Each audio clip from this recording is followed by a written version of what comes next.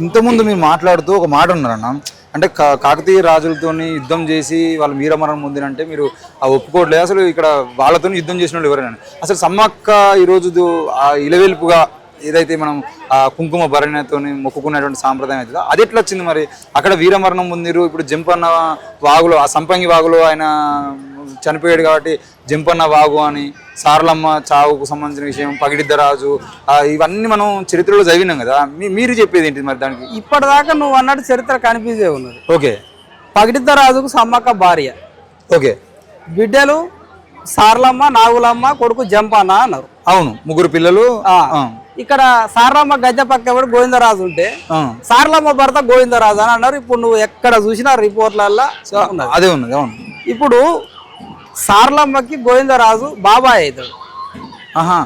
బాబాయ్కి ఇచ్చి పెళ్లి చేసి 2 రోజులు. ఓకే. ఇప్పుడు నాగులమ్మ సమ్మక్క అనేటోళ్ళు అక్క చెల్లెళ్ళు, సొంత అక్క చెల్లెళ్ళు. వాళ్ళకు బిడ్డలు చేసారు. చరిత్ర అంతా కనిపించే ఉంటాయి ఇక్కడ. ఓకే. ఇక్కడ మనం తీసుకున్న దాంట్లో పగిడిద్దరాజుకు సమ్మక్క నాగులమ్మలు భార్యలు.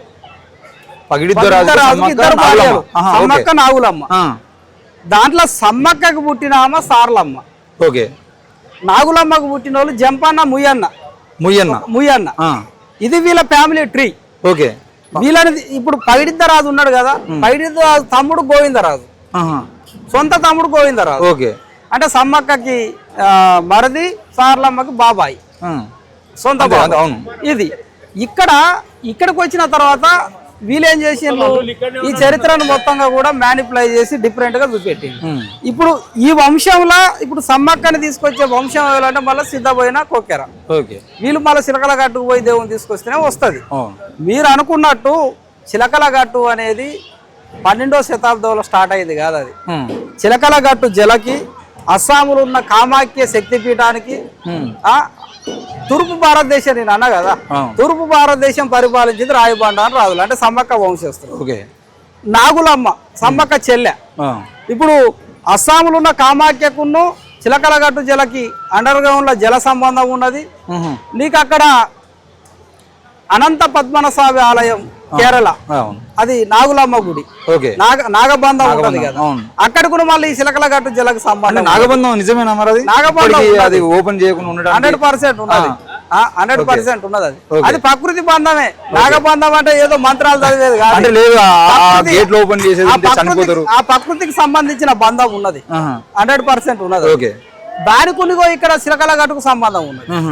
అంటే అంత పెద్ద చరిత్రని ఇవాళ 12వ శతాబ్దానికి పరిమితం చేసింది. 12వ శతాబ్దానికి ఇవాళ మా తాళపత్రాలలో ఏమున్నదంటే కాకతీయ కిలా వరంగల్ పగిడిద్దరాజు గెస్ట్ హౌస్. అది వరుస ఓరుగల్లు పగిడిద్దరాజు పరిపాలించిన రాజ్యం.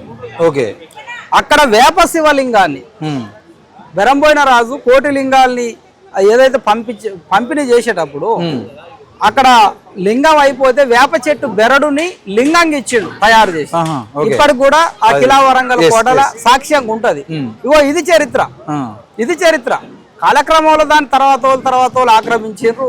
తీరా మేడారానికి వచ్చే వారికి కాకతీయుల మీదనే వీళ్ళు యుద్ధం చేసిరని ఒక క్రియేటివిటీని చేసినారు. కానీ కాకతీయ కోట, కిలా వరంగల్, 1000 స్తంభాల గుడిలా ఇవాళ మా ఆదిమ చరిత్రకు సంబంధించిన మూలాలు, ఆ తాళపత్రాలు, ఆ ఎవిడెన్స్, ఆ బొమ్మలు క్లియర్ గా మా దగ్గర ఉన్నాయి.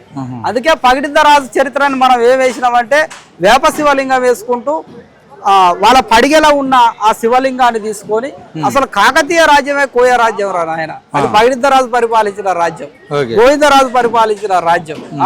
దాన్ని ఇంకోలాగా చేసినారు కాబట్టి ఆ చరిత్రను కూడా ఇవాళ మేము సవరించుకుంటూ కూడా ఆ ఆధారాలతో మనం ఇక్కడ తీసుకున్నాం.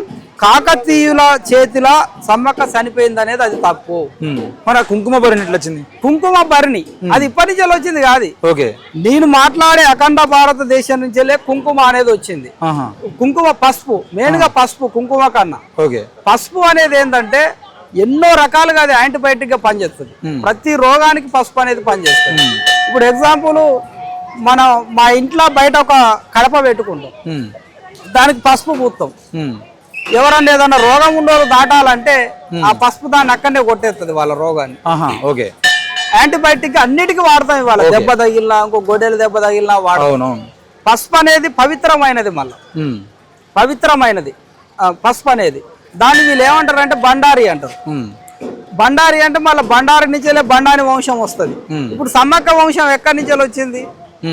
పసుపు అనే బండారి నుంచే వచ్చింది కదా. కాబట్టి ఆ బండారినే ఇవాళ పవిత్రంగా కొలుస్తారు. మా ఇన్స్టిట్యూట్ కలర్ కూడా పసుపు కలర్ లోనే ఉంటది. సమ్మక్క గజ్జల మీద పసుపుకున్న ప్రాధాన్యత అదే. దాన్ని మనం యాంటీబయాటిక్ మెడిసిన్ గా వాడతాం, దాన్ని దేవతా స్థలాలలో వాడతాం, దాని ఒక శుద్ధి చేయడానికి వాడతాం, ప్రతి దాంట్లో పవిత్రంగా వాడతాం. కాబట్టి ఆ పసుపునే ఇవాళ మాకు ఇక్కడ వచ్చింది. బెల్లం అనేది అది కూడా యాంటీబయాటిక్. ఆ దుమ్ములో ఇక్కడికి భక్తులు వస్తారు.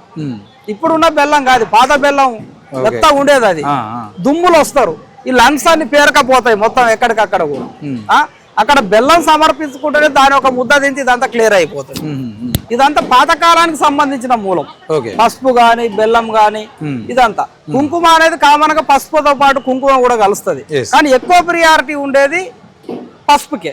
ఆ కుంకుమ పసుపుల సమ్మక్క ఫస్ట్ పుట్టినటువంటి మూలం ఏదైతే ఉంటుందో, ముక్కు పుడకన, చెవుల కమ్మన, లేకుంటే ఉంగురమా, ఆ మూలం అనేది ఆ తల్లి రూపంలో వాళ్ళు భద్రపరుచుకుంటారు. ఎవరు ఇక్కడ ఉన్న పూజారులు సిద్ధపోయి ప్రతి 2 సంవత్సరాలకు ఒకసారి ఆ మూలాన్ని పట్టుకొచ్చుకుంటారు, దాన్ని శుద్ధి చేసుకుంటారు, ఆ తల్లి రూపంలో ఇక్కడ పెట్టుకుంటారు. మళ్ళా తీసుకుపోయినారంటే చిలకల గట్టుకు పెట్టుకుంటారు. ఆమె మూలమే. సమ్మక్క అనే వ్యక్తి చనిపోయిన సందర్భం కన్నా ప్రకృతి రూపంలో ఇంకా జీవించున్నదనే మా వాళ్ళు నమ్ముతారు. వేలుపులన్నీ కూడా సమ్మక్కతో పాటు ఉన్న వేలుపులన్నీ కూడా వేలుపులున్న జీవాలుగానే నమ్ముతారు. అందుకే మా వాళ్ళ మీదకి వస్తూ ఉంటాయి. నితింది మా ఇన్స్టిట్యూట్ లో కూడా మా దాంట్లో సమ్మక్క వస్తుంది, సార్లమ్మ వస్తుంది, నాగులమ్మ వస్తుంది, రెక్కల రామక్క వస్తుంది. మా దాంట్లో వరంజేవి వస్తుంది, బెరంబోయిన రాజు వస్తాడు. ఎక్కడెక్కడ మీ అడవిలో పోయేటప్పుడు కూడా ఏ పక్క పోవద్దు, ఏ పక్క పోవాలి, మీకు ఎటు పక్క పోతే ఇబ్బంది ఉంటది అనేది మా ఇండికేషన్స్ మాకు ఉంటాయి.